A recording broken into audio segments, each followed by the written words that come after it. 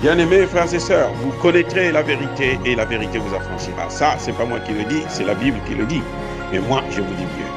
Vous connaîtrez la vérité historique, notamment celle de vos ancêtres kémites, et vous aurez une vision globale de ce que c'est que la vraie souveraineté politique. J'ajoute, vous reviendrez à la spiritualité africaine ancestrale et vous comprendrez les enjeux de l'indépendance économique.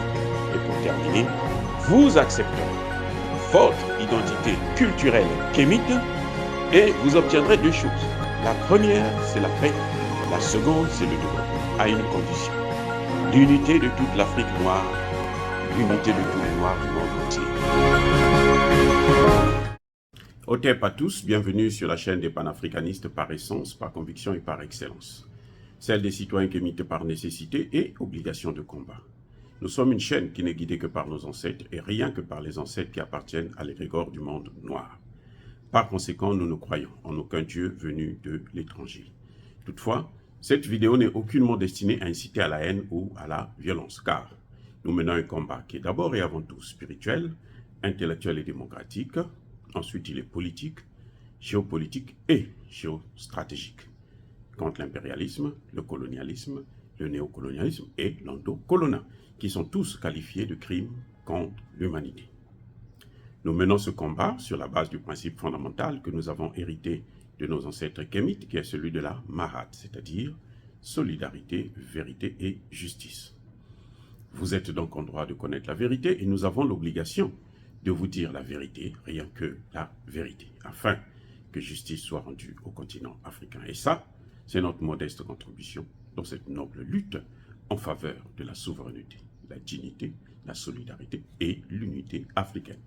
C'est exactement ça que nous appelons le panafricanisme. Bien-aimés frères et sœurs, les Nations Unies sortent des gros moyens. Les puissances occidentales sortent des gros moyens. Ils sont tous derrière le Mali. Ils sont tous en train de persécuter un peuple et une armée. Leur arme de bataille actuellement, le plus gros moyen qu'ils ont, c'est celui des droits de l'homme. Parce que là, bon, on peut dire, bon, il faut l'amener à la haie. Donc, il faut l'attraper, il faut sortir, l'amener à la haie. J'espère qu'ils vont amener tous les Maliens, toute la population malienne à la haie, puisqu'ils sont des millions à le soutenir. Ils sont des millions à demander le départ de la MINUSMA. Je dis bien des millions. Je vais vous parler d'un sondage allemand qui dit que près de 90% sont satisfaits de ce gouvernement de transition. Alors, qu'est-ce que vous allez faire? Vous allez prendre 90% de Maliens pour les amener à la haie? Bref, pourquoi ils sortent de gros moyens maintenant? Pourquoi ils sont en train de persécuter? D'abord, il faut reconnaître que les Nations Unies ont pris l'habitude, enfin, plutôt les grandes puissances, l'OTAN, puissance occidentale, ont pris l'habitude d'utiliser les Nations Unies comme étant leur arme de guerre contre les pays africains. Surtout l'Afrique, parce que vous voyez, toutes les missions des Nations Unies sont en Afrique. Et en Afrique, ils peuvent envoyer 50 000 soldats, 20 000 soldats. Ils viennent, ils restent là 20 ans, 30 ans, 50 ans. Ça ne gêne personne. Et puis, ils ne font absolument rien. Ils font le tourisme. Oui? Et ils sont en train de détruire nos forêts. Et ce sont eux là, les mêmes là, qui viennent encore nous dire non, protégez les forêts. Ils n'ont qu'à encore venir donner des leçons en Afrique, on va voir. Bon, bref. Leurs bras armés, depuis un certain temps, les Maliens sortent dans la rue pour chasser la mission des Nations Unies. Eh oui. Et ils savent qu'un peuple déterminé, là, il finit par obtenir ce qu'il veut. Et le gouvernement d'Assimi Goïta, c'est un gouvernement qui obéit à son peuple. C'est-à-dire qu'il agit en symbiose avec le peuple. Donc ce que le peuple demande là, forcément le gouvernement va accéder à ça. Eh oui, il va le faire. Donc, ce qu'il y a, c'est que c'est la crainte qu'ils puissent perdre aussi les Nations Unies, parce que si les Nations Unies partent là, ils n'ont plus accès au Mali. Le Mali deviendra un pays libre et souverain qui prend ses décisions par rapport à la loi internationale et qui choisit ses partenaires librement, sans avoir de problème particulier. Regardez ce qui s'est déjà passé dans ce pays. La population s'est levée. Et le gouvernement a obéi. Il ne voulait plus de la France. On a viré l'ambassadeur de France. Ça, c'est un. Deux, le Mali, le gouvernement a viré le porte-parole de la MINUSMA. Il n'y a pas très longtemps, le Mali a expulsé le chef du département des droits de l'homme de la MINUSMA. Le Mali vient, il n'y a pas très longtemps aussi, de retirer le pen holder de la France. C'est-à-dire que la France, c'était elle qui devrait toujours préparer les résolutions concernant le Mali. Eh bien, le Mali a dit, désormais, ce n'est plus toi qui dois rédiger nos résolutions. Il faut trouver quelqu'un d'autre. Nous-mêmes, nous allons le faire. Parce que vous êtes juge et parti. Nous avons même porté plainte contre vous. Un autre élément. Le Mali a porté plainte pas contre la France, mais contre l'OTAN aux Nations Unies. Parce que la plainte du Mali, là, elle ne concerne pas seulement la France, non, elle concerne l'OTAN. C'est pour ça que vous voyez que les États-Unis soutiennent la France pour bloquer ce dossier, pour qu'on ne puisse pas connaître la vérité, pour que le Mali ne puisse pas présenter les preuves. Ils veulent que le Mali puisse présenter les preuves devant des journalistes qui vont raconter, commenter et transformer la réalité. Et le Mali dit non, moi j'attends les Nations Unies, ce sont les États qui doivent savoir ce qu'un autre État, qui plus est, membre du Conseil de sécurité de l'ONU, fait au Mali, en Afrique, dans le Sahel. Parce que ce que la France fait au Mali, c'est ce qu'elle fait au Burkina, ce qu'elle fait au Niger. Jusqu'aujourd'hui, vous êtes sans savoir que au Niger, il y a toujours des attentats. On tue encore plus, avec plus de 5 000, 10 000 soldats étrangers de l'OTAN. Les soldats qu'ils devraient d'ailleurs envoyer en Ukraine, puisque là-bas, c'est le chaos. Bakhmout vient d'être occupé. Bref, vous voyez, tout ça, ça fait que la MINUSMA s'inquiète. Depuis un certain temps, ils sortent maintenant pour demander le départ des Nations Unies. Il faut justifier leur présence. Qui sont là pour le droit de l'homme. Ils sont là parce qu'ils aiment les Maliens. Enfin, ce qu'ils disent, ils sont là parce qu'ils aiment tellement les Maliens qu'ils ont pris les terroristes en Libye et ils les ont amenés dans le Sahel. Ouais, l'amour, c'est ça l'amour. Quand vous aimez quelqu'un, il faut tuer la personne. C'est ce qu'ils veulent nous apprendre.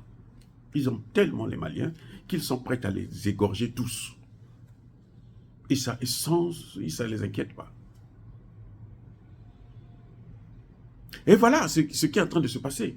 Maintenant, il y a un autre problème. Regardez la coïncidence. Le Mali donne une date pour l'organisation d'un référendum pour une nouvelle constitution. La constitution à la française, là, qui était copiée, calquée sur le modèle français, là, c'est fini, ça a disparu. Ils s'inquiètent. Pourquoi? Parce qu'ils ne veulent pas qu'il y ait la démocratie au Mali. Attendez, je répète.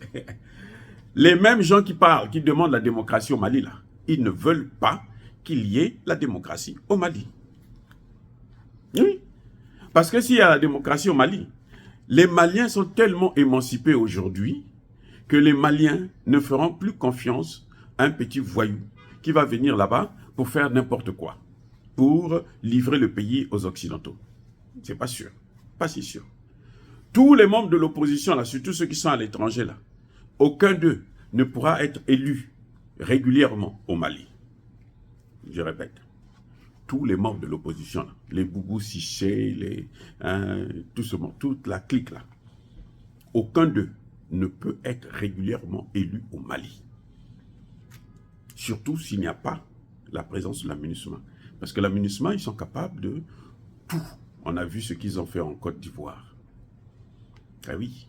Et j'espère que les Maliens ne vont pas organiser des élections avec l'aménagement sur le territoire. Sinon, il faut vous attendre à une guerre. Donc, ils ne veulent pas de la démocratie. C'est pour ça que quand le gouvernement sort une date pour qu'il y ait une nouvelle constitution, cette constitution-là, elle ne peut pas exclure les militaires du pouvoir. Et attendez, écoutez. Aucune constitution ne peut dire que parce que vous portez l'uniforme, vous ne pouvez pas être candidat. Ce n'est pas possible. Puisque même chez eux, même en France, le général de Gaulle était militaire. Aux États-Unis, John McCain, c'était un militaire. Les Bush, là, ils sont tous passés par l'armée. Bref, les Occidentaux, là, ils ne veulent pas la démocratie au Mali. Ils ont peur de la démocratie au Mali. Parce que celui qui viendra, là, il risquera d'être plus dangereux qu'Assimi Goïta. Si ce n'est pas Assimi Goïta lui-même, celui qui viendra après Assimi, il peut être plus dangereux. Puisqu'il a tous les pouvoirs, il est élu, on ne peut plus lui dire quoi que ce soit. Et dans un pays souverain, la transition a tout préparé, la souveraineté du pays. Il peut faire ce qu'il veut. Il n'aura plus peur des Occidentaux. Voilà le problème. C'est pour ça que vous voyez cette agitation, les droits de l'homme, Moura, machin. Ils savent très bien. Moura était le siège. C'était la base même des terroristes. C'est là-bas qu'ils faisaient la pluie et le beau temps. Il a fallu donc qu'on puisse les déloger par la force. Et c'est ce que le gouvernement malien a fait. Et nous le saluons. Ceux qui sont morts à Moura, ce ne sont pas des civils, ce sont des militaires. Quelqu'un habillé en civil avec une arme dans un pays en guerre contre le terrorisme est un terroriste. Il faut le neutraliser. Parce que si vous ne le faites pas, c'est lui qui va vous neutraliser. Voilà, ce qui se passe, c'est ça. Et ils le savent. Donc, toute l'agitation qu'il y a autour de la question des droits de l'homme au Mali, du respect des droits de l'homme par l'armée malienne, c'est non seulement parce qu'ils veulent décourager les soldats maliens, et puis parce qu'ils sont en guerre contre la Russie. Donc, puisque les soldats maliens, ils ont aussi les Russes qui sont là, qui les aident, qui les accompagnent parfois. Donc, il faut mener la guerre contre ces gens. Et si, imaginez que le gouvernement malien réussisse. Comme on le voit aujourd'hui, il est en train de monter en puissance.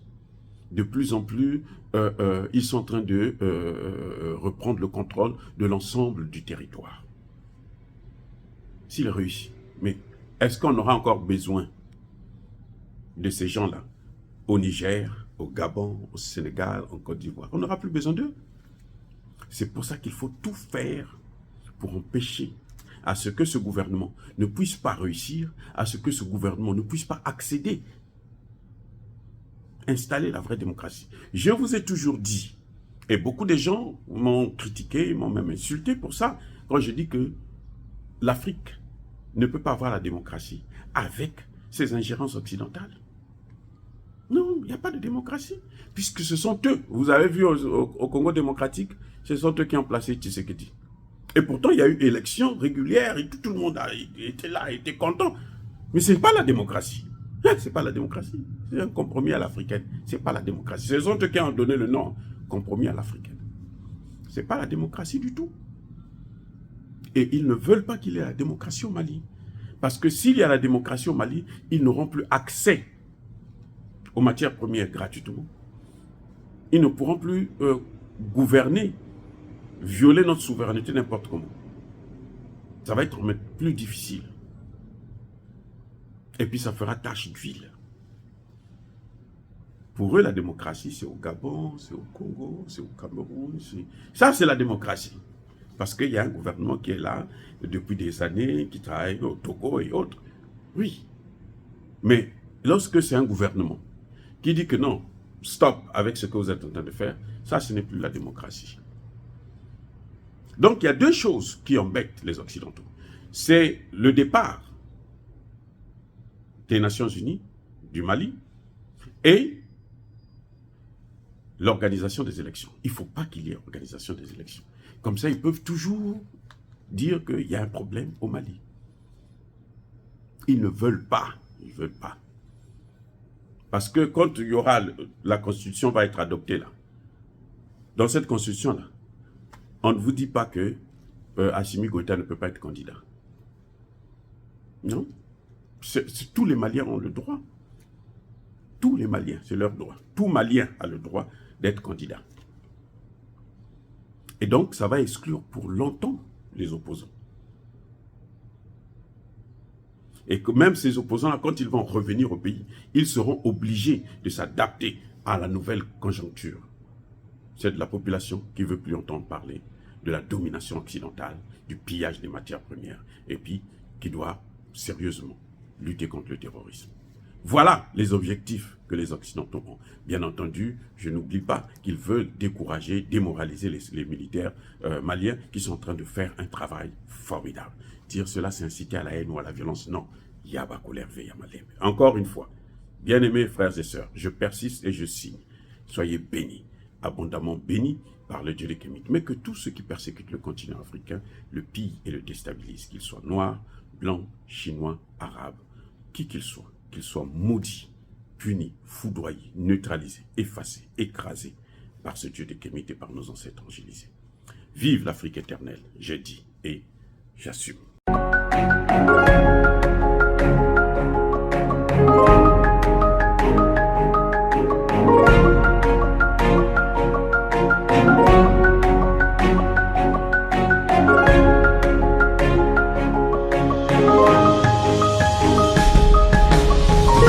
Eux, ils marchent par la foi et non par la vue.